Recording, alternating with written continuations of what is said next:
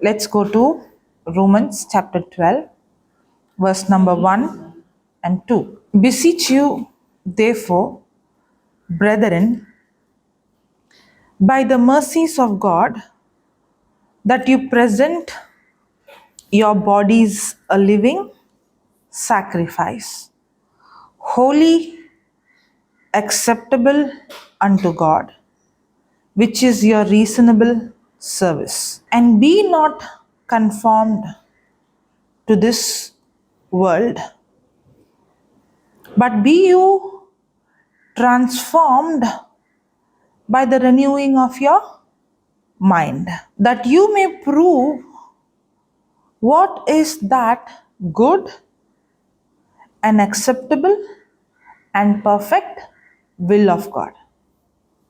Yes. So God has perfect will for everyone. Correct? He has a plan for every one of us. He has a purpose for every one of us. And the plan that God has for us is, we saw, it's perfect. And the plan God has for us is acceptable. And the plan God has for us is good. Not evil plan, but good. And we all wanted to know the will of God. We all wanted to know what is the will of God, what God has for me, the plans He has for me. Sometimes we misunderstand that God's will by default happen in our life. We say this, let the will of God happen. Maybe that is God's will. Maybe God wants this to happen. And many times we think those things happening in our life is according to His plan and His will, which is not the truth. Not everything that's happening in our life is the will of God. And we should know that the will of God will not automatically happen. It will not automatically happen. For example, God had a plan for the Israelites. They were slaves in Egypt, but that was not God's plan for them to be slaves. God had a very good, perfect, acceptable plan for them.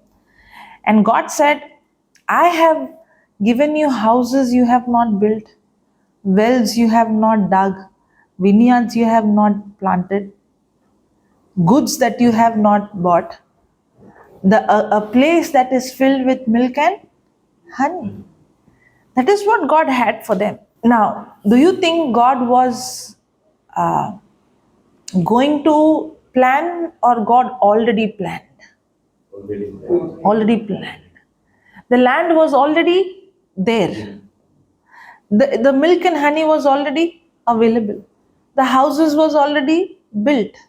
The vineyard was already planted. The wells were already dug. The houses filled with good things was already provided. Now, just because God has already given them, does it mean they enjoyed what God gave? No, they were still in slavery. Now, God did bring them out from Egypt, correct? And how did God bring them out of Egypt? God brought them out supernaturally. Supernaturally, God brought them out. If you see, when the angel of judgment was passing through, it's called the Passover. So there was judgment wherever the angel went. But in the house of the Israelites, God told them to put the blood of the animal on the doorpost. Correct? So whenever the angel of death would see the blood, it will not go inside, but it will pass over. So they escaped the judgment not because they were good. They escaped the judgment because of the blood of the animal.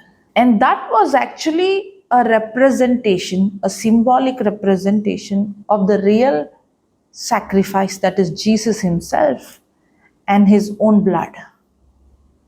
It is speaking about salvation, that we are going to escape judgment not because of what good works we did, but because of the blood of Jesus. That means every person was deserved to be judged. But the Israelites were not judged, not because of what they did, but because of the blood of the animal. Right from the beginning, if you see, Adam and Eve committed sin. When they committed sin, when they disobeyed, sin got activated. Because of sin, shame came. They never had shame before. For the first time, they experienced shame. They never had fear before. For the first time, they're experiencing fear, demonic fear. They were afraid. They had shame. They had guilt. Now, when God created us, God did not give us shame. God did not give us demonic fear. God did not give us guilt. All this came as a consequences of sin. Yes, through sin, when they disobeyed. Now, Romans chapter 8, verse number 2 says, Romans chapter 8, verse number 2 says, the law of spirit of life in Christ Jesus has made me free from the law of sin and death. The law of spirit of life in Christ Jesus has made me free from the law of sin and death. So sin and death got activated. It's a law. The law of sin and death. Now, for example, do we have law of gravity? Now, what does the law of gravity do? Any object is pulled towards the earth. Otherwise, now we would be floating, no need of chairs. So even though we believe or not, we like it or not, we are still in that law. Correct? We are involved in that law, and that law is very much having an impact on us. It's very, very active. Maybe if we forget or we don't think about it, or whether I don't like it, I am still, even if I don't want it, I'm still under the law. That's why we are able to sit now. That's why we could, our body function, our digest system, all is functioning because that law has an impact in us and we are involved in it. In the same way, the day Adam committed sin, the law called sin and death got activated. Just like whether I like or not, I'm still involved in the law of gravity. In the same way, we all who were born from Adam, we are under the law of sin and death. So death means separation from God. As a consequences of separation from God, when the root dies, then the leaves and the branch, everything slowly begins to die. In the same way, when we got disconnected from God in our spirit, that slowly began to impact the body. That's why the body is becoming old, the body is becoming sick. At one point of time, it also dies. But when God created man, God did never created man to die. God created man to live forever. That's why Jesus can never die because he never had sin. He never committed sin. The Bible says he never committed any sin. So Jesus can never die. Nobody can kill him. Many people think they killed Jesus. They think that Jesus was killed. But because there is no sin in him, death had no power over him. The law of sin and death cannot have an impact in Jesus because there is no sin in Jesus. Death had no power over him. The law of sin and death had no power over him because he was without sin. Now, even though the law of sin and death had no power, he became a substitute for us. That's why nobody killed him, but he gave his life. Nobody can kill him. They thought that we crucified him on the cross. No, you cannot do that. In fact, Jesus had to lay his spirit down. He has to give up his life. He did it by faith. Are you understanding? So he gave his life. He sacrificed himself. He laid his life down for us. He died for us. He became a substitute for us. Now, when we die, it's because of sin in us. We are by default under the law of sin and death. If we see when Adam and Eve committed sin, the law called sin and death got acted. Because of sin, death came. This body dying is a consequences of death. Otherwise, this body will never die. This body was created to live forever. The physical, the body becoming old, the body becoming sick, the body dying at one point of time is because of the law of sin and death. Now, when Adam committed sin, when man committed sin, when shame entered, what did man do? He covered himself with the leaves. He thought he's so smart. He was trying to deal with his shame with his own intelligence. But he never understood those leaves are green only when they are on the tree. But once you remove them and you try to make clothes out of it, when sun comes, they all dry up. Yes or no? Yes. Then what happens to your shame? In no time they will fall. So that's how we try to fix our problem. We think we are very smart and we try to fix our problem with our own intelligence, not knowing that is not going to give a permanent solution. It's going to be a temporary solution. Many things we do, many things we do, even religiously we do to solve our problem, which is not God's way. Instead of going to the Word of God and finding the answer here, we try to find our own answer, which we think intellectually right, which is very limited to our thinking. And at that moment, maybe it looked like the problem is fixed. Maybe we feel good, okay, I did this.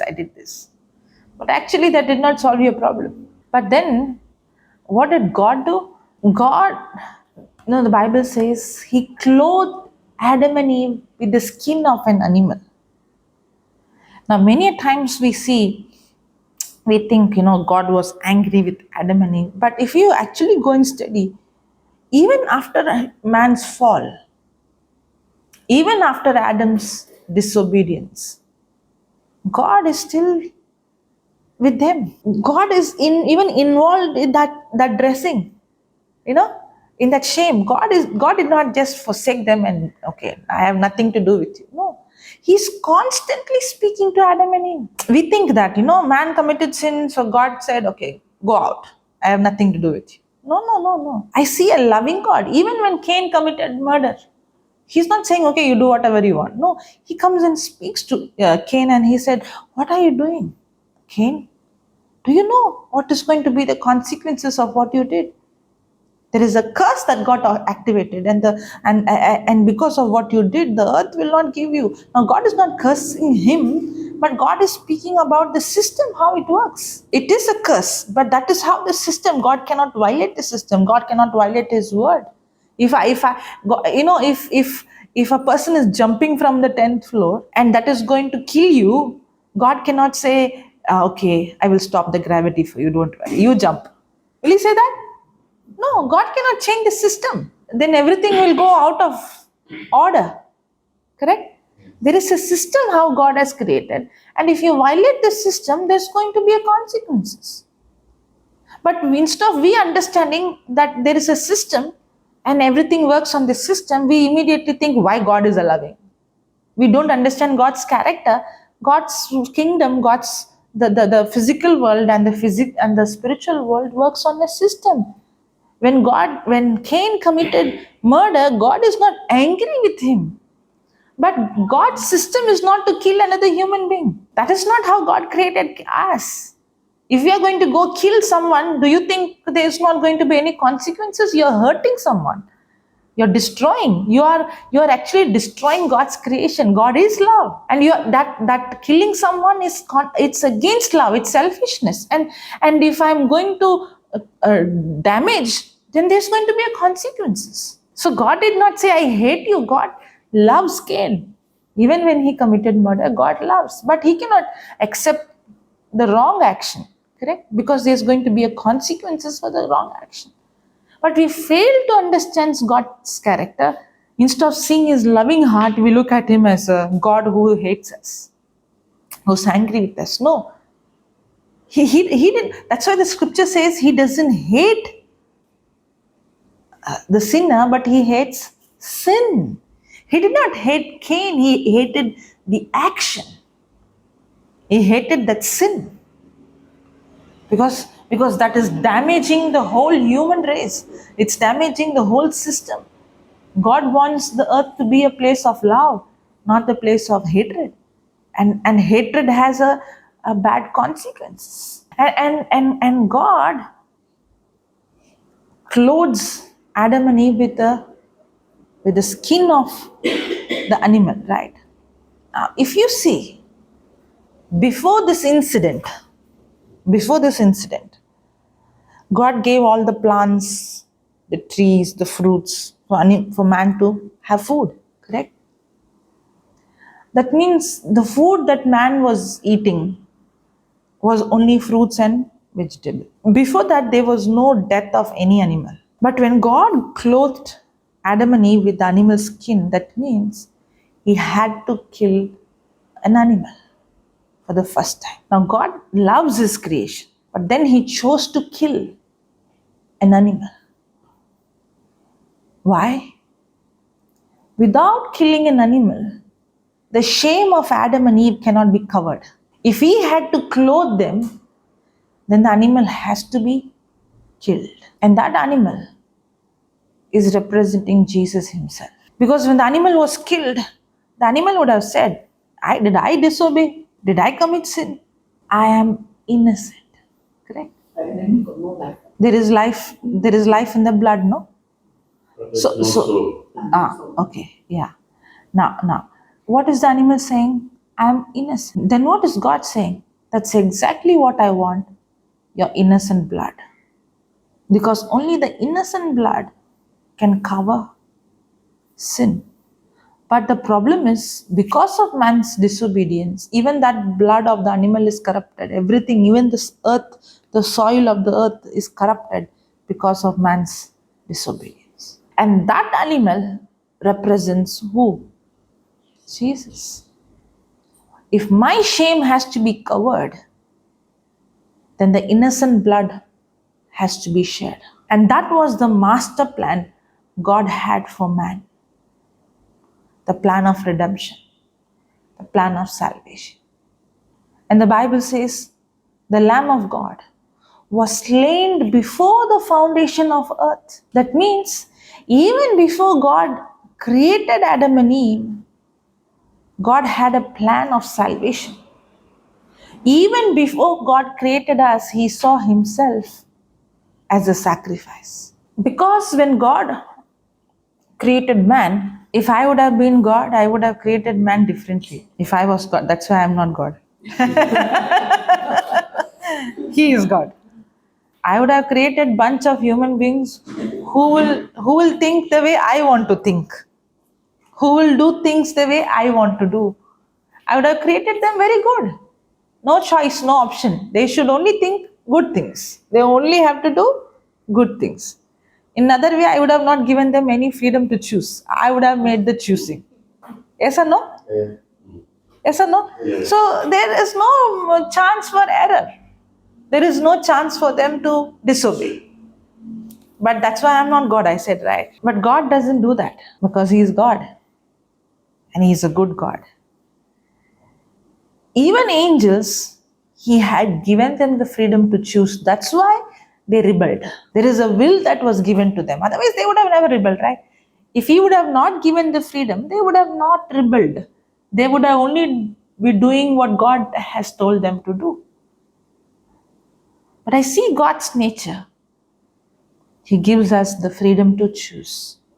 But there is a danger in that. If he has created me just like him, the freedom to choose good and wrong, obey or disobey, then there is a chance for me to anytime rebel him, anytime disobey him, anytime. That means he has given me option to come against him. He has given me the freedom.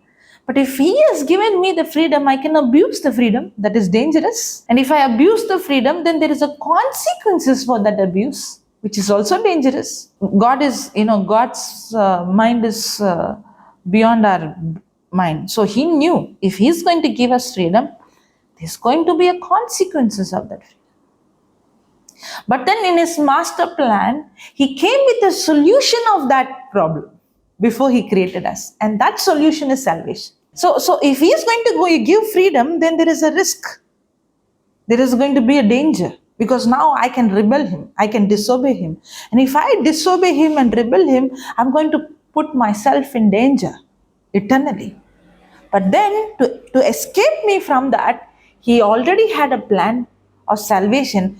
First, he had the plan of salvation. He saw himself on the cross. He saw himself dying for us. He saw himself taking the consequences of our disobedience.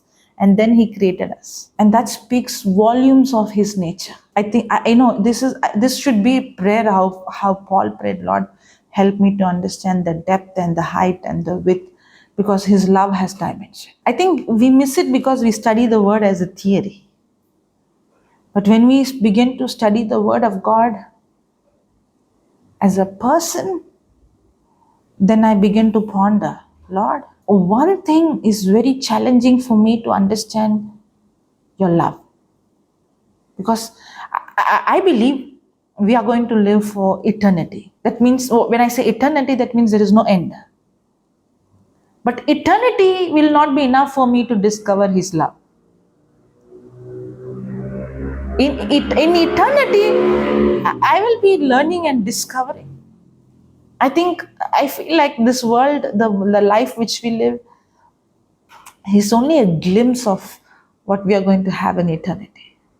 It's much more than what we think. It's not like how we think, okay, after going there, only praise the Lord, hallelujah, boring. No. It's much, much, much more than what we ever thought of. There is so much to discover and there is so much to know in eternity. That's why I said what we live now is just a glimpse. And I would say the most wise person is not preparing yourself for this world. The most wise person is preparing for the eternity. You will be extremely smart if you start living for that life, not this life. That's why Paul said, the affliction that I go through is light affliction. This affliction is working for me for the eternal weight of glory. So he's saying, whatever I'm going through, I'm preparing it for the eternal glory. And he's saying the affliction I go through in 2 Corinthians 4, we always see 18, right? But actually the 17th verse speaks much depth. I really don't know where I started and where I'm going, okay? You can make out, right? 2 Corinthians 4, 17. For a light affliction, which is but for a moment. Now, what is Paul saying? He's saying, for a light affliction. You know why he's saying light affliction? Because he did not have problems we had. We have. His afflictions were very light. Yes or no? Sister is nodding yes. What is Paul saying? For our light affliction, which is but for a moment. For a light affliction, which is but for a moment. Now he's saying, first of all, what is he saying? His afflictions are light. Now why is Paul saying his afflictions are light? Because he is not the time when we are. Maybe he was put in prison. Maybe he was beaten. He was shipwrecked. He was naked. He was without water. Now these are light affliction. You are engrossed in something, I don't know what. I think it's not the way to judge. At that time, it could be, at that moment, it could be very massive. If you think on those days, if they go and preach the gospel, it was life-threatening. Yes. How many times he was beaten?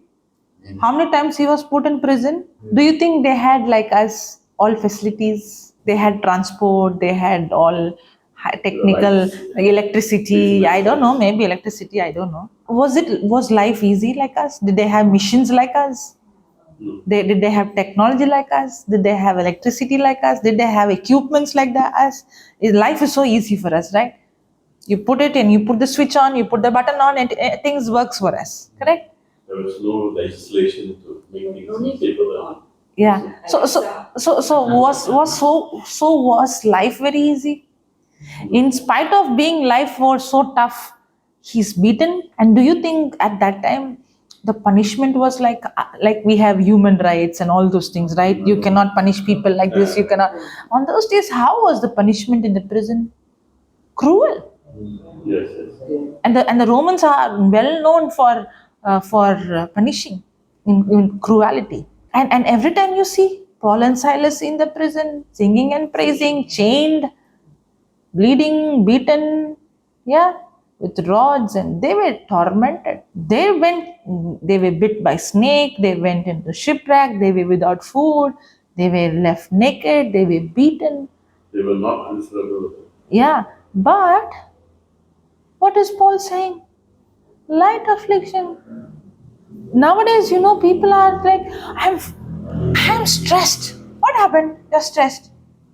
Nothing. Somebody looked at me, stared at me. I'm stressed. The traffic is jammed. I'm stressed. Thank God you have a traffic. You could reach the other destination in 1 or 2 hours. What about them? 10 days, 20 days they have to reach. And if there is a storm, if there is a rain, if there is a flood, where they'll go? On the way. That's what we see, right? When they were traveling, they had storm, but for us, for nothing, we are stressed, we are depressed. If the electricity goes for 1 hour, I don't think you'll have that problem. Oh, yes. You'll have? You'll have? You are informed, right? You're prepared. Even then, how stressful it is. People tend to move away. And then for everything we say, in the beginning, when I used to say persecution, and when I started to read the Bible, I said, Lord, I have no rights to use the word persecution.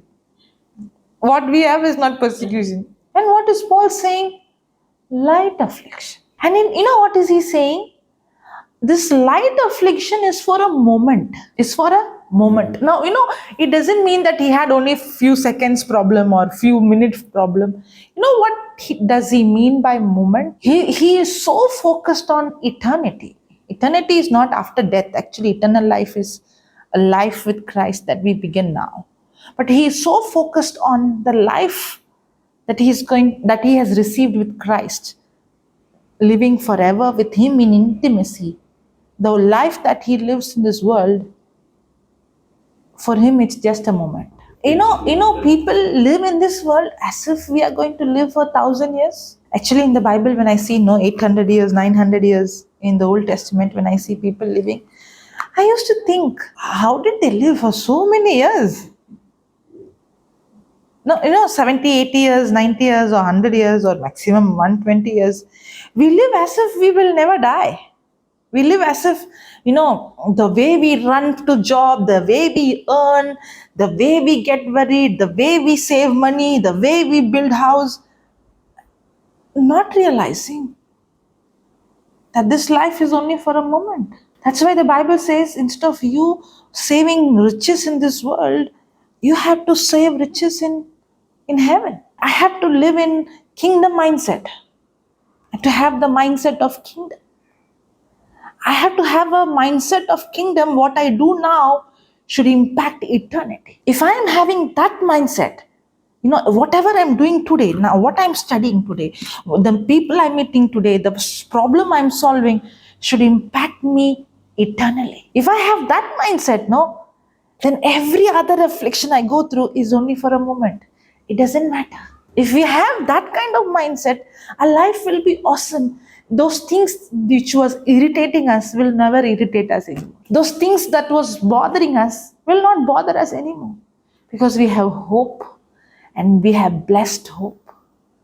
And that hope is, death has no more sting over me. Hell has no more power over me. Death can never separate me from God. I'm never afraid or scared of. That's why the early Christians were never scared of death. They were never scared of persecution. Because they were not focused on of today and tomorrow. They knew what they have received in Christ. They knew that Jesus conquered death for them. And everything that they do is to impact eternity. When Jesus comes, and when we go home, when we stand before him, There is a verse which I've been studying for a very long time, which I never preached. Okay, but today maybe I'm inspired for the first time to share it. I don't preach everything I study, because even though I study, I wanted to see it manifest, experience it, know it for sure that the word says. Then I share. But for the first time, I'm inspired to share what I'm studying, which I was not sharing. Okay, let me go there. 1 Corinthians chapter 3 verse 13. Now if any man build upon this foundation gold, silver, precious stones, wood, hay, stubble, stubble. Every man, okay, you can read from his phone or he can read. Every man's work, but listen now. Every man's work shall be made manifest. Now, if you don't understand, this might sound scary. Every man's work shall be manifest, for the day shall it declare. Now read that 13th verse. Each one Each one, works will be clearly shown.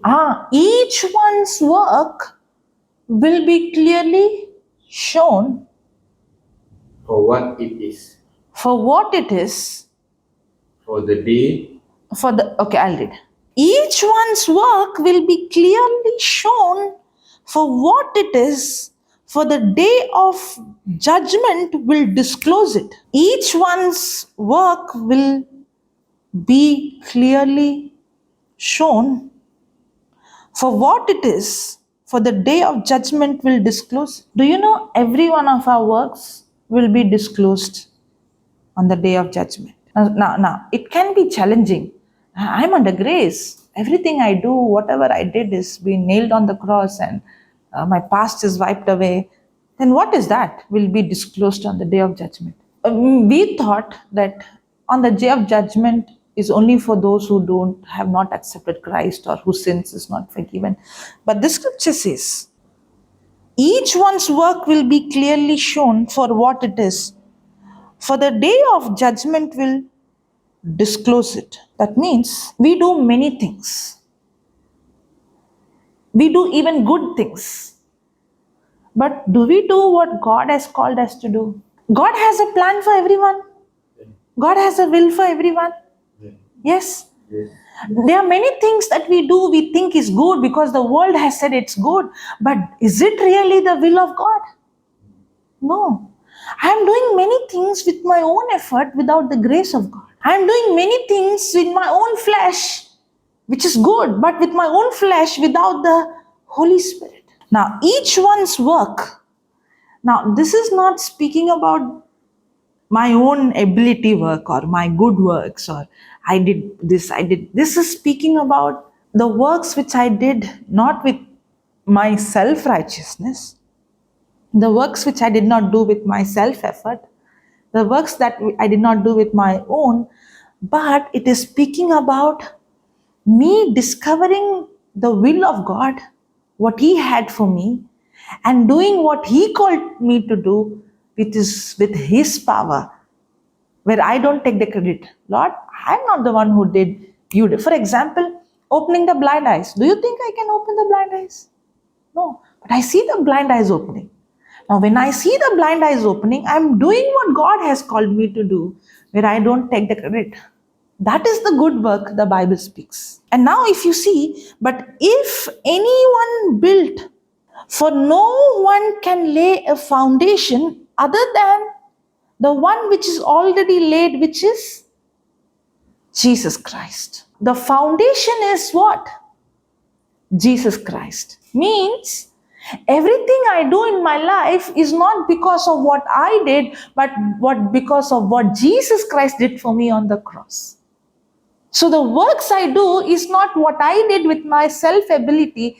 It's what I did by believing in what Jesus did for me on the cross. So the foundation should not be self-righteousness. The foundation should be Christ's righteousness, which came through faith. So the foundation should be of Christ. Are you understanding? That's what Paul is saying in the 11th verse. For no one can lay a foundation other than the one which is already laid, which is Jesus Christ. There's no other foundation. The foundation should be Jesus Christ. Means the foundation should be what He did for me, not what I did. Nobody can receive salvation with their good works or social service. There is no other foundation other than the foundation of Jesus Christ. But if anyone builds on the foundation with gold, silver, precious stones, wood, hay, and straw, each one's work will be clearly shown for what it is, for the day of judgment will disclose it, because it is to be revealed with fire, and the fire will test the quality and character and worth of a person's work. If any person's work which he has built on this foundation, what is that? Jesus Christ. That is any outcome of his, if any outcome of his effort remains and survives the test, he will receive a reward. But if any man's work is burnt up by the test, he will suffer loss of his reward, yet he himself will be saved, but only as one who has barely escaped through fire. That means what? On the day of judgment, the fire comes on us, and there is a judgment.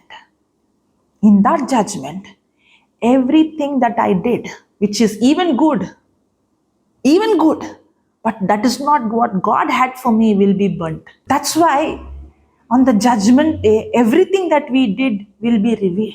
There are so many good things we did, but the question is that what God's will for me? Is that what God had planned for me? Am I living a life which God had purposed for me? Am I doing the perfect, acceptable, good will of God? And how can we know? Okay, that's why I'll come there. I'm not yet finished. I'm on the way.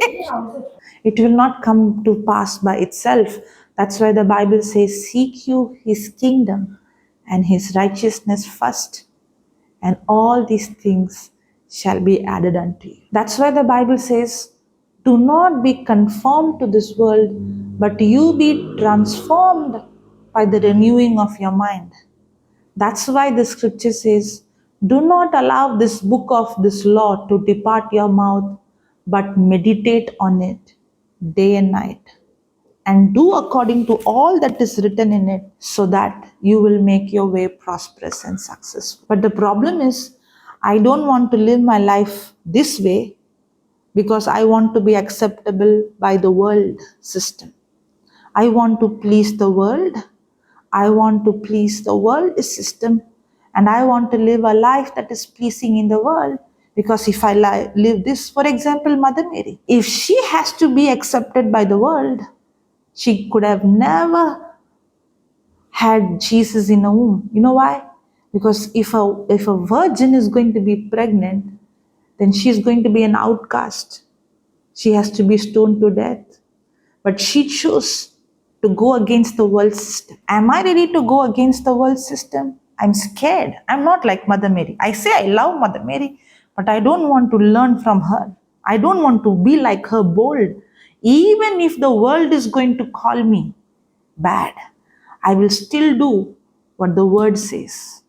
That's when you discover. If she would have not gone against the world system, she would have never discovered God's call. She didn't go against the world system, I think. I'm not familiar with the Bible. Okay. But I don't think, but she was chosen. She was the chosen one. And why not you and me chosen? We are not chosen. No, the Bible She says, was chosen. no, she was chosen. Yes. 100%, 100%, 100%. But I am not chosen is not correct. The Bible says I am a chosen generation. That is why I'm just trying to put, because to be honest, I'm not trying to be against, but it's just that sometimes, we try to be good, we try to, but I find that maybe, maybe for people that they do read all this, they know the scripture better, but then like for young people, I've seen a lot of young people, when you say this, maybe they might say that we in inverted commas, we are like too holy, But then if those who are not holy or faithful, they say we are bonkers. You know what I'm trying to say? No, I'm not. Because if you take God out of, okay, now young generation, you said, if they take God out of the system, that's why their suicidal rates more. That's why there is depression more. That's why there is mental sickness more, because you took God outside. So But why? not everyone. But that's what I see. Yes, When there is yes, no not God, everyone. I see statistics. I see suicidal rates are more when there is no God. So obviously, if you don't follow this system, you are destroying your own life. There is consequences. There is evidence you cannot Yes, deny. there is consequences that I do believe. So you are saying you can violate and live however you want, but yet it will happen? No, it won't happen. No, we are not. We are not trying. Like me, I'm not saying that I'm trying to violate the law of God, but then I'm I'm not just saying. trying to be as good or trying to be, in inverted commas, like what to live the word of God. Okay, so So I'm just not. What shall I say? Sorry, I'm not just trying to against, but this is my first time listening. It's just that sometimes we just want to try to speak, because now you see many of them here, right? You see many of them, some of them, okay. Each one has a story. yes, Okay. yes, everyone, yes. yes. She is a wife of a doctor, okay, Mhm. and she had an incurable sickness, rheumatoid arthritis. Mhm. As being a wife of a doctor, she never had an answer. She never had a solution. Okay, maybe I met her 2-3 years ago. Whatever I'm teaching, maybe you are new, but whatever I'm teaching, I'm not just teaching as a theory. Today, what was taught, she applied and she's healed of that incurable sickness. Her husband is a doctor. Seeing her wife getting healed, he is the president of the Catholic Doctors Association. Seeing his wife getting healed, he invites me to teach the doctors. And the doctors come and I teach them. Why do you think doctors listen if I'm not teaching something practical? Now, this sister, she had one eye cataract, and instantly you got healed. Correct? Being a doctor's wife, well, is it possible? Naturally. Not. Yesterday, a doctor came. Miracles, that is why they say miracles. Okay. So I'm seeing answers. See, if I'm not just reading storybook. Every day I'm seeing result. So if I see result, why I should not believe this? I'm not arguing that my point is right. I'm not forcing anybody. This is what the word says. You want to believe, you can believe. If you don't want to believe, don't believe. There is no force. But Jesus said, right, if you want to listen, listen. If you don't want, you can step out. Nobody is forcing anybody. But this will 100% give result. I'm seeing everyday people seeing result. I'm seeing, correct? Now, before we met, you were in depression. But now your life is changed, correct? I think I saw you one day coming, and then from that day I see you coming.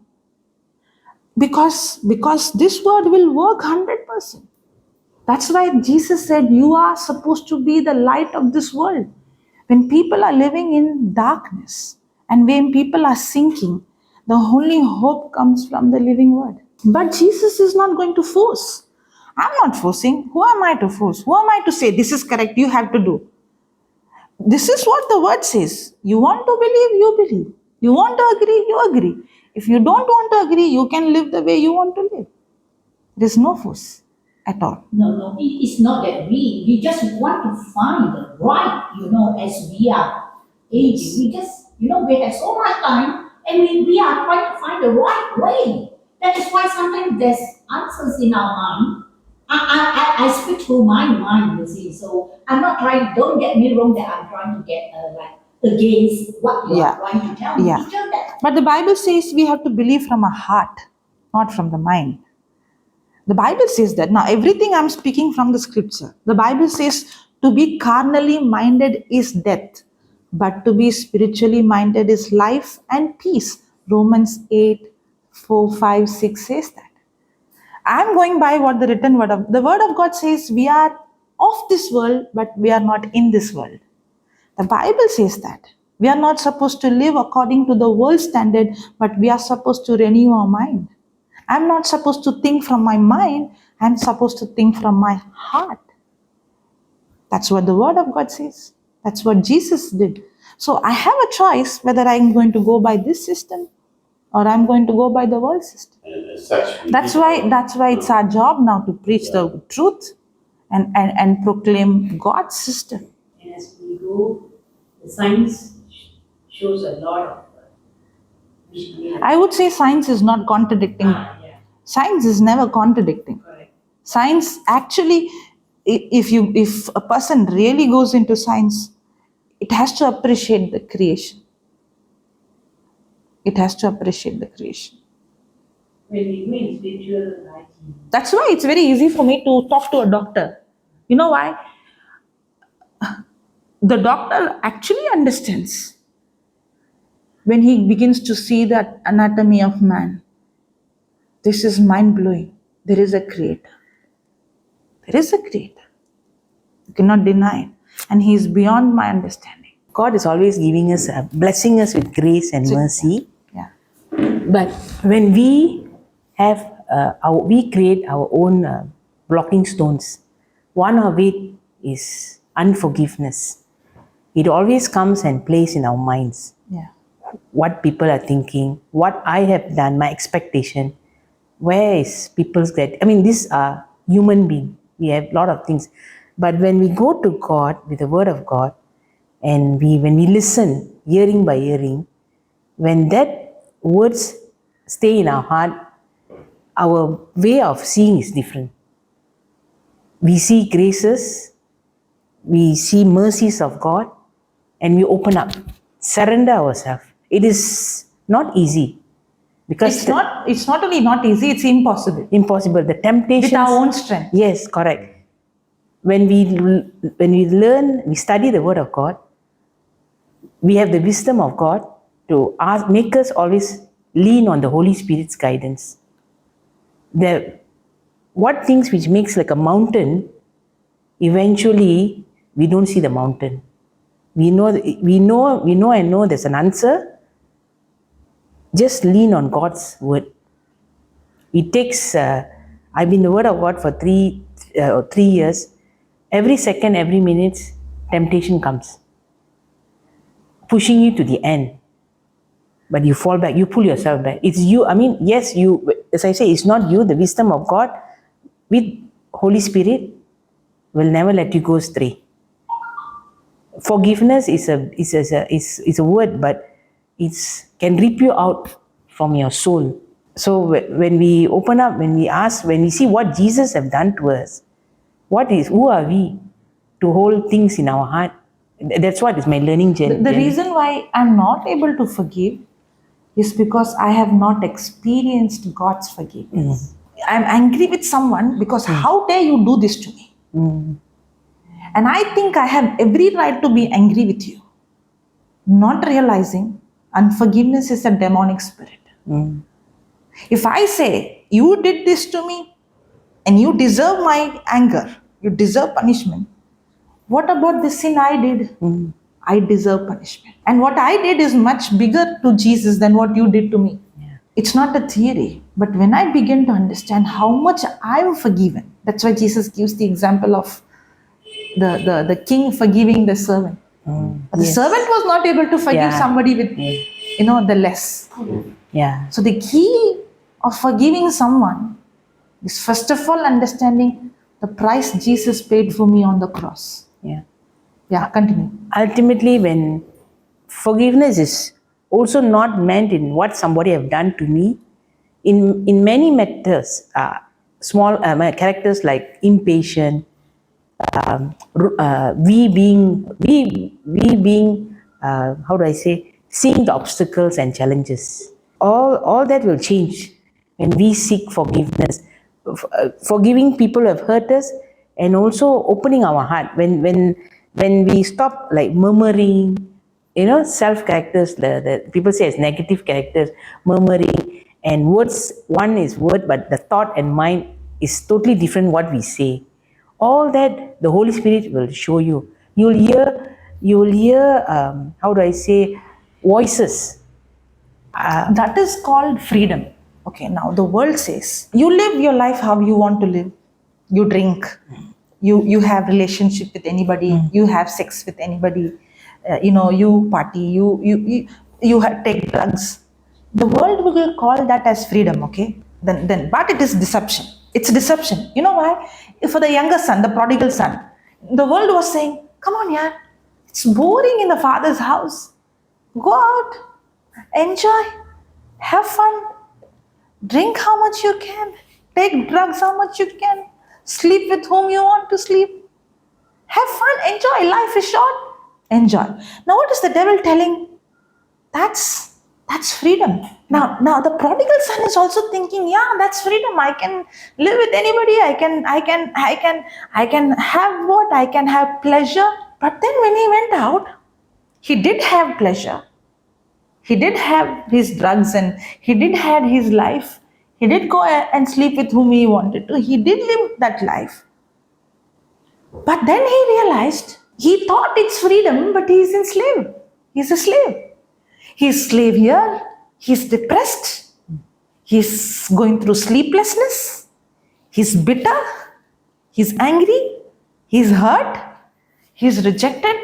He's alone. Now that's the deception of the world. The world calls this as freedom. And the world calls this as fun. I see people, they think they're fun. When I look into their eyes, I see deep sorrow in them. They think the God system is boring system. But the world system is enjoyment system. But when I see the depression rate is going high, there is deep sorrow. Now that looks like freedom is actually a slave life. Because you're slave to sin, you're slave to addiction, you're slave to hurt, you are rejected, you have lost your health, you have lost your sleep. Correct? But what you said now, okay, the devil has saying, love, forgiveness, mercy, nonsense. That is not possible. That sounds like no freedom. Correct? The younger son, when he was in the father's house, he thought it's no freedom.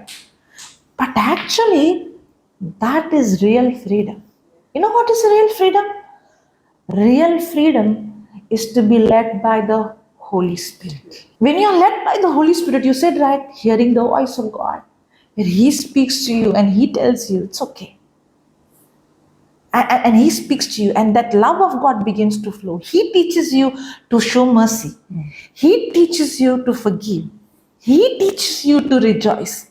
He teaches you to rejoice even in the negative situation. Like how Paul said, this is light affliction. That is a real life of freedom. You know why that is freedom?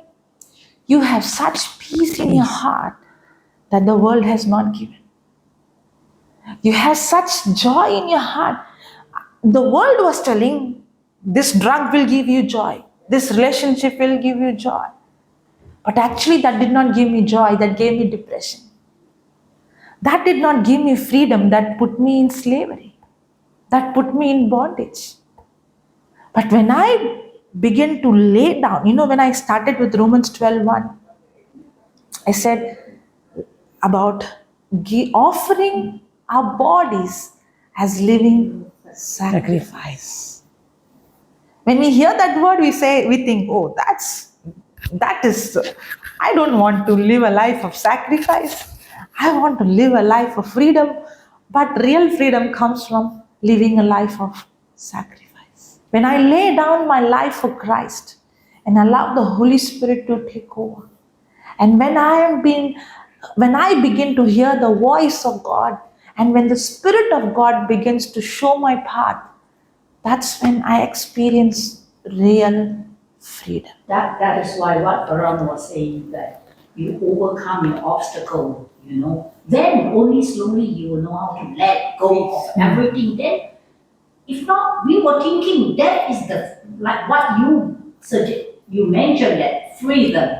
That freedom. We thought that freedom, if we never went to taste it, we didn't know that the Father's house is freedom, peace in the heart, Yes. joy in the heart. Yes. That is why sometimes we need to overcome, or I used to tell my children, you fall, you pick up from that fall, and then you will know from that fall how painful.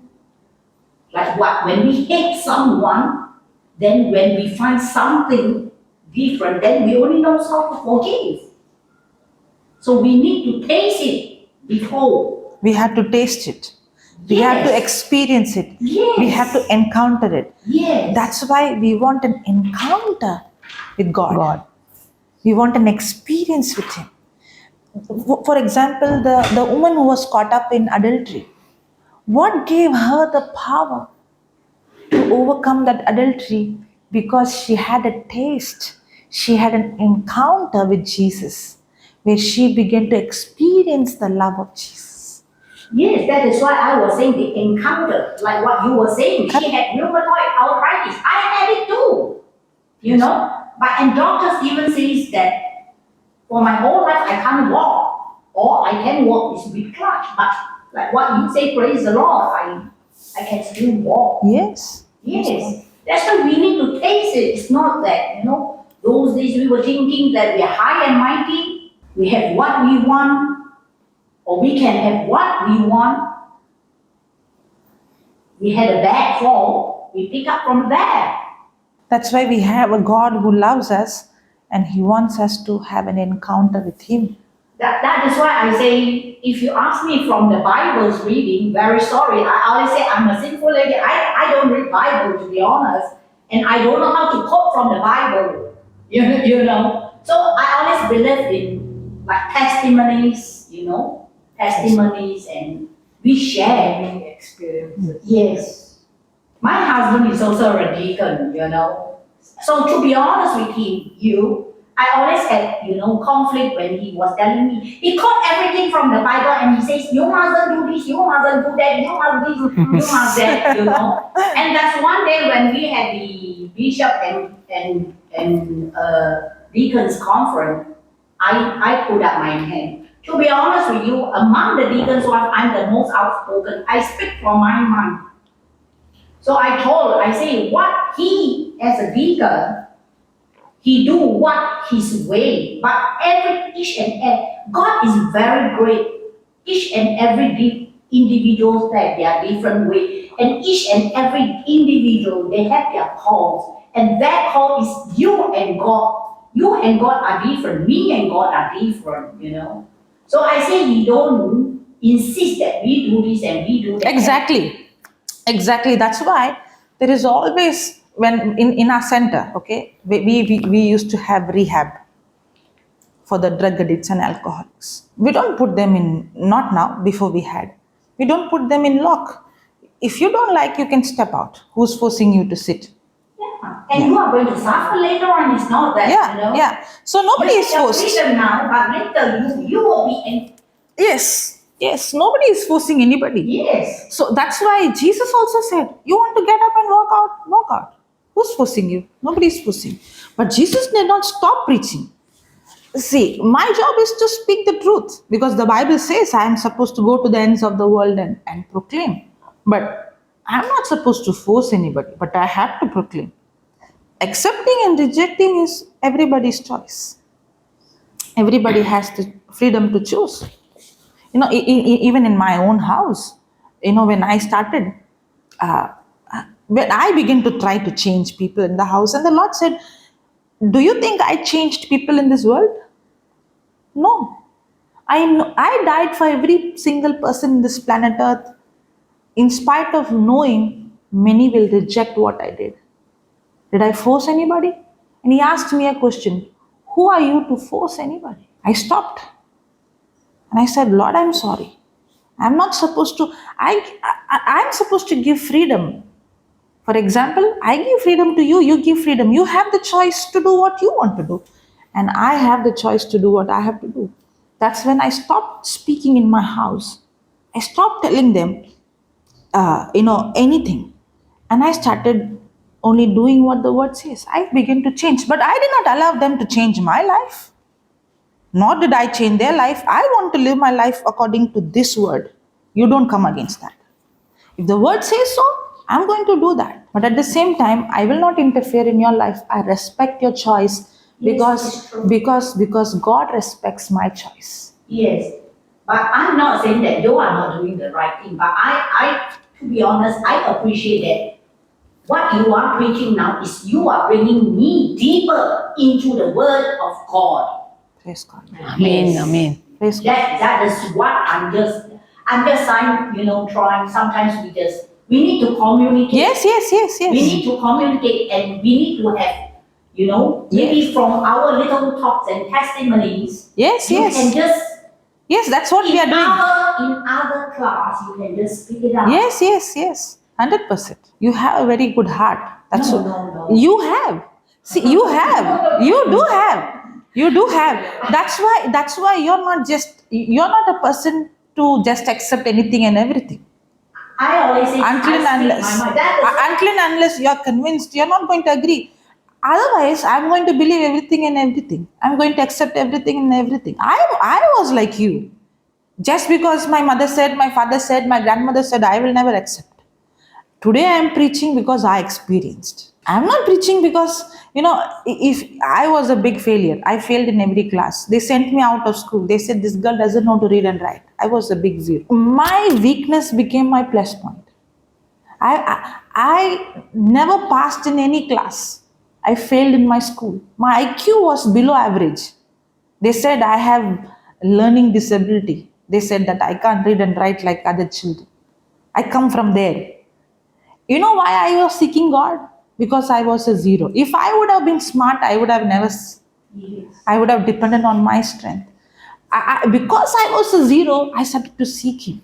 And what was a minus to me became a plus point to me. I always say judgment is not given by anyone. You cannot do that. You are stupid. You are what? You this, you that. That is no. No. Judgment is only given by the man. Yes. It's not who. Yes. Whosoever don't pass judgment to any Yes. from Dick and Harry. Okay? Yes.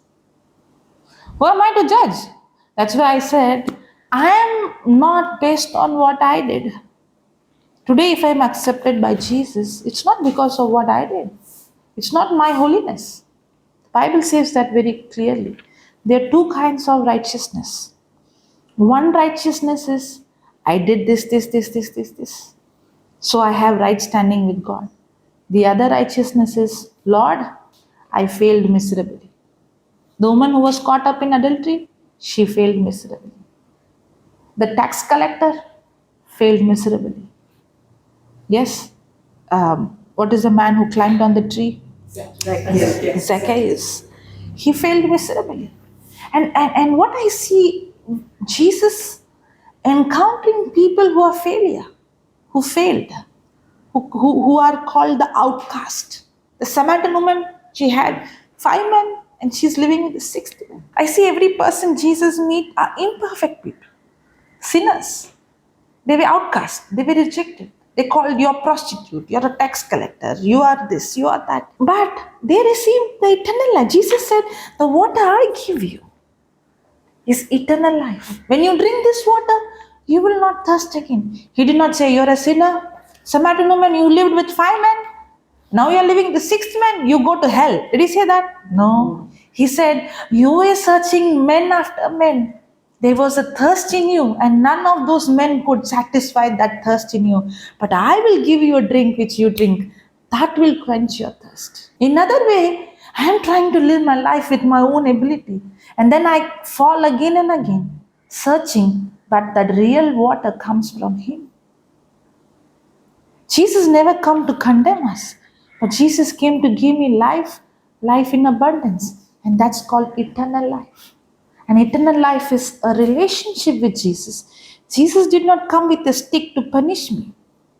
You know who had very tough time to accept Jesus? Not the sinners, the Pharisees.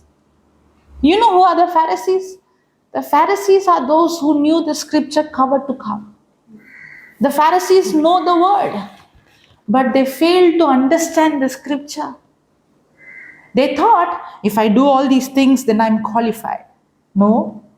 In fact, none of us can be qualified with our own works.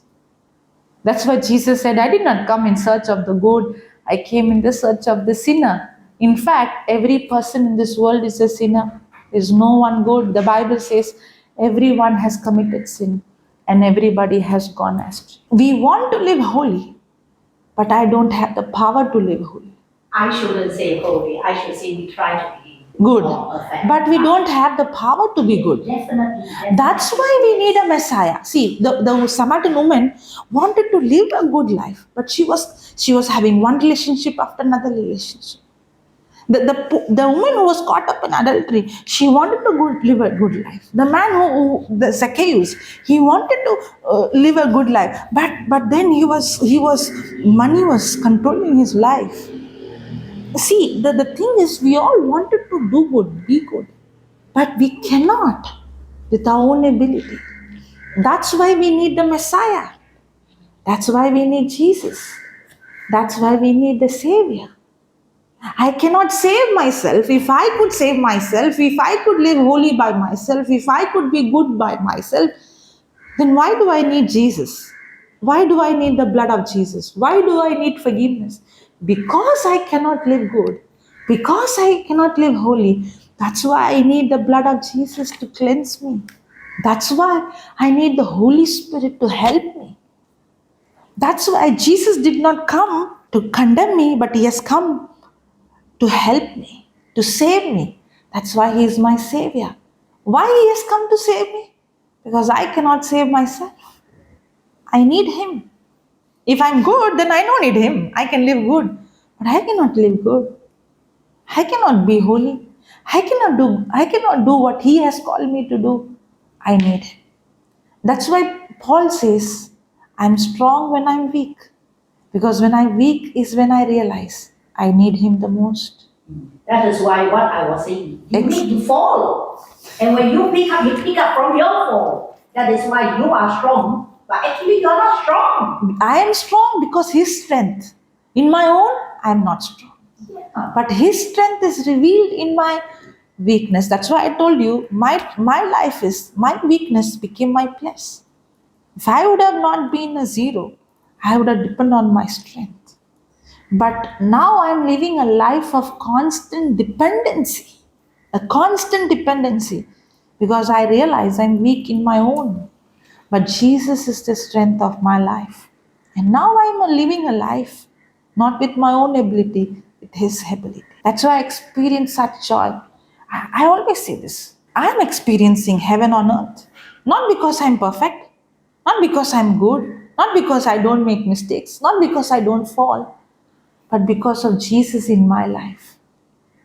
Because of what He did for me. That's why I could not keep my mouth shut. I'm coming all over from India to share. Now I can say, I want a big crowd. It doesn't matter whether it's big crowd or one person. If Jesus went across the sea just to set that one man free, doesn't matter. That one soul values more for Jesus. And I can be in my house and say why people are like this. Or I can step out and do something. Now, Mother Teresa would have got angry. Why are people suffering? Or she could step out and say, Lord, I want to be an instrument. Because God always wants to use people. God always moves through a person. And God wants somebody. And that's why Romans 12:1 says, so that I can give my body as a living sacrifice means what? I lay down my life so that God can use me. So that I can carry the gospel. I can carry the love. Not because I'm good. It's not nothing of me. But when I surrender and I allow Him, that is the real life of freedom. And that is what, when the world tastes that freedom, living a life of sacrifice is actually a life of freedom. When the world tastes that freedom that comes from Him and Him alone, that's when you don't desire the things of the world. If you don't taste this, then the world is tasty, but it is deception. But if you taste this, that's when the prodigal son, when he came back to the father's house and he began to taste the love of the father embraced him. The father had a party for him. The father put a ring for him. The father put a garment for him. The father put a shoe for him. The father accepted him. Do you think he will again go back into that life and go back into the pit, go back eating the food of the pigs? No, because he had encountered the Father's love. In the same way, when I encounter His love, I will not go back to the old life. Because now, what I was thinking freedom was not freedom, was a life of slave. But now, I have experienced the real freedom. That's when I begin to discover the purpose He has for me. That's when I begin to unfold the call He has for me. And the purpose God has for me, the call that He has for me, it's not about me and my family. It's all about me living a life as a witness, being the light of this world, in the dark world, and being the salt of this earth. That is why many are called, but not many are chosen. Not all called are chosen. You are the chosen one. Praise God. Okay. Jesus is the one who's chosen. Okay. So when I choose Him, by default, I am also chosen in Him. Many are called. It's given to everyone. But Jesus is chosen. So when I choose Him, by default, I am also chosen. Because the invitation is given to everyone, but not everybody makes the choice to accept it. When I make the choice to accept, I become the chosen. And everything of Christ comes to me. That's why, on the day of judgment, when I said, your works will be revealed, I'm not talking about your good works. I'm talking about the works which you did led by the Holy Spirit. The works that you did not with your own ability, but when you discovered the will of God in your life. The works that I did not with my own strength, but I did by the grace of God. Through, the works is not speaking about what I did, I boast. Okay, I did. All those things are like the wood and the hay and the straw. It will be burnt, because in that I will take the credit. I did this. I helped the poor. I lived holy. I went to church. I read the Bible. I know the scripture. All this is, the foundation is pride. Because I think I did, because I did. No. What are the good works the fire will try? The stones and the precious stones and the silver and the gold. What is that? Those works are the works that I realized, Lord, it's not me. Lord, it's not my strength. Lord, it's not my works. Lord, I know in my own I'm weak. But it is you who had chosen me. And it is the plan that you have for me. And when I discover the plan He has for me, and now when I do what He called me to do, not with my strength, with His strength, those are the works that are called silver, gold, and precious. Now, on that day of judgment, when my works are tried and when I'm rewarded for the works, I know this reward is not because of what I did. This reward is because of what He did for me. I don't take the credit. I keep the reward on His feet and say, Lord, this is not mine. That's when I humble, because I don't take credit for what He did for me. What the Israelites received, not based on what they did, but because of the sacrifice of the animal, because of the blood of the animal, of the lamb. Correct? So they were brought out of slavery. When they came out of Egypt, they came completely healthy, completely free, completely rich. They had everything. But they did not have credit to say, I did this. It's not because of what I did. It's because of the sacrifice. That's why it's called the Passover. But In spite of God bringing them out of Egypt, of slavery, God could not bring Egypt out of them. Because every time they would go back in their old mindset and they keep saying, in Egypt, in Egypt, in Egypt, in Egypt. Even though God brought them out, God couldn't bring that mindset of slavery out of them. Now, God had a plan for them. The plan is the promised land. God had a plan for them. The plan is the house they did not build, the wells they did not dig, the vineyard they have not planted, the milk and the honey, the goods they have not purchased. God already had for them. But they could not experience what God had for them because they were governed by the past. The past was controlling their mind. And their mind was always saying, in Egypt, in Egypt, in Egypt. In the same way, God has a wonderful future. He has a perfect, acceptable, good will for us. But we are not experiencing what God has for us because we are still allowing the past Egypt to govern our thoughts and just controlling our life, which is still keeping us in wilderness, not allowing us to experience the good, perfect, acceptable will of God. And the real freedom, so we think why the will of God is not happening. The will of God is not happening because of the mindset of slavery is stopping me from experiencing the freedom God has given me. That's why Romans 12:2 says, do not be conformed to this world, but you be transformed by the renewing of your mind. And this renewal of mind is not a one-time event. It's a lifetime process of changing my thinking from the world system to God's system. When this mindset begin to change, that's when I come out of the mind of slavery, come out of the mindset of Egypt. And when I change my thinking, that's when I enter into the promised land and begin to experience the will of God unfold. God has a plan for everyone. Now, God had this plan for the Israelites, but only few of them entered the promised land. Only the next generation entered, but they all died in the wilderness. And that's exactly what Hebrews 4:2 says. The gospel, can you read Hebrews 4:2 in AMP? For indeed, we have had the glad tidings, that is the gospel of God, proclaimed to us, just as truly as they, the Israelites of the old. So the gospel is preached to us, the good news is preached to us, just like how it was preached to the Israelites. When the good news of deliverance from bondage came to them, but the message they heard did not benefit them.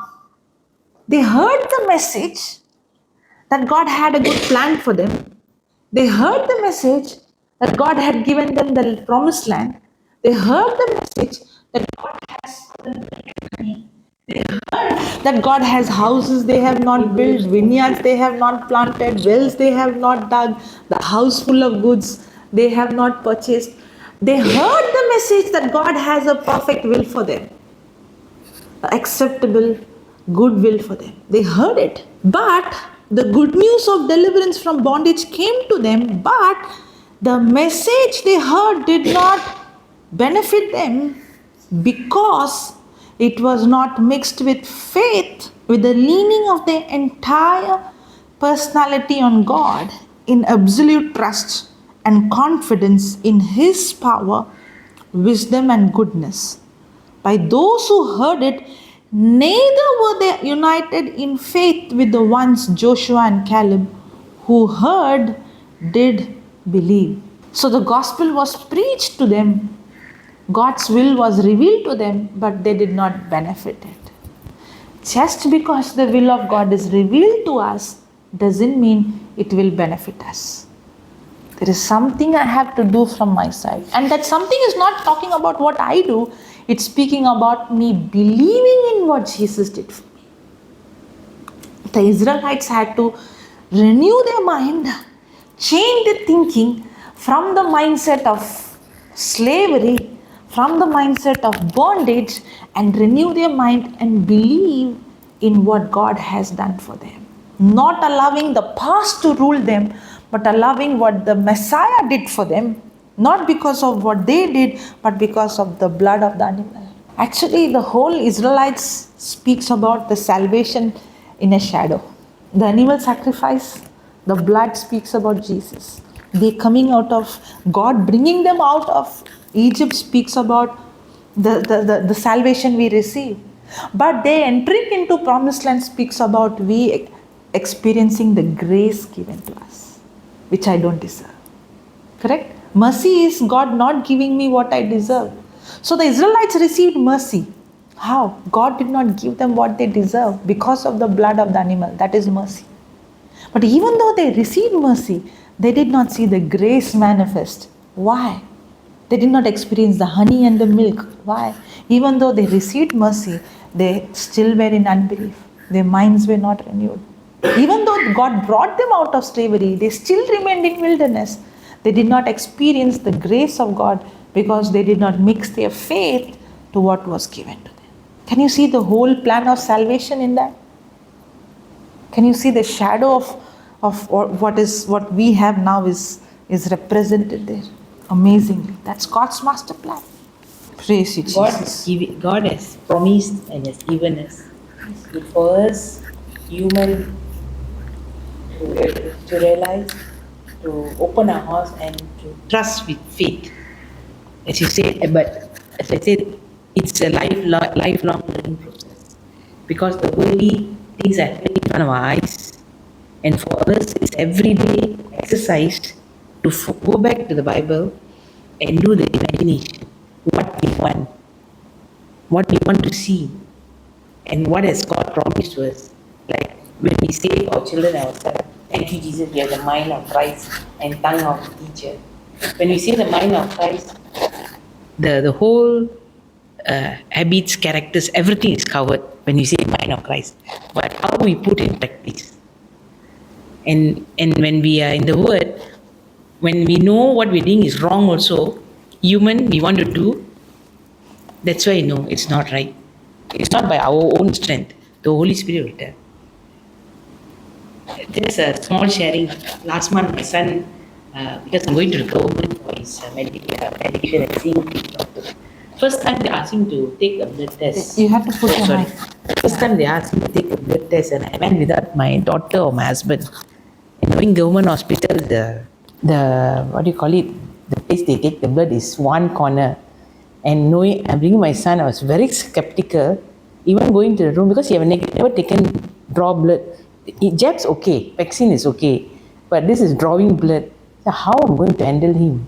You know, now he's bigger than me. What if he's getting scared? And then when I went to the room, I came out. I said, never mind. I want to tell, never mind, it's okay. Say, datang balik, another time lah. But knowing government, you'll take another 3-4 months for the appointment. But I clearly heard a voice, just trust on him. I heard this. I went in. There was a male nurse. They strapped him. The minute they strapped him, kids, he got worried what they are doing. So I said, it's okay, Nicholas. They're going to just take blood for testing purpose lah. Then I put the hand, I was keep on saying, thank you, Jesus. That's the only word came to my mind. I said, thank you, Jesus. And my son was keep on looking. I said, don't look there, because like me, I won't see when they take blood. But he was experiencing, he was just looking. And he was very calm. Oh, praise the Lord. I was in, my faith was tested, but I just keep on saying, thank you, Jesus. He was keep on looking at them drawing blood. He just for a while, they pricked. I think he had the pain sensation. Then they took the blood. He was okay, all good. Miracles are happening. As you said, there's no small or big testimony. Yeah. When we go through, when we realize, last time my son cutting his hair also, 5 or 6 people have to hold him. Things are changing. We used to think last time, why this happened to us? Why? Many things. Why? But then, as we go in the Word, everything has a purpose. This purpose is what makes us to be open to our Lord. Word of God. Not necessarily it comes from God, but God turns it around for good. Now, for example, Joseph's brothers, they wanted to kill him. Now, do you think God put in their mind to kill him? No. Now they sold him as a slave. Do you think God put in their mind to sold as a slave? But God turned it around. When he was sent as a slave, God used the very thing to take him to Egypt, to make him a governor. Yeah. Correct? Yeah. So that means when the devil is coming to attack, okay, because of the system, because of sin, the law of sin and death is there. There is curse in this world and all those things. But when you are focusing on the word, on the truth, in another system, that is the law of spirit of life in Christ Jesus, that very thing which comes not from God, God uses that very thing to turn around for His glory. Yeah. For the same with me.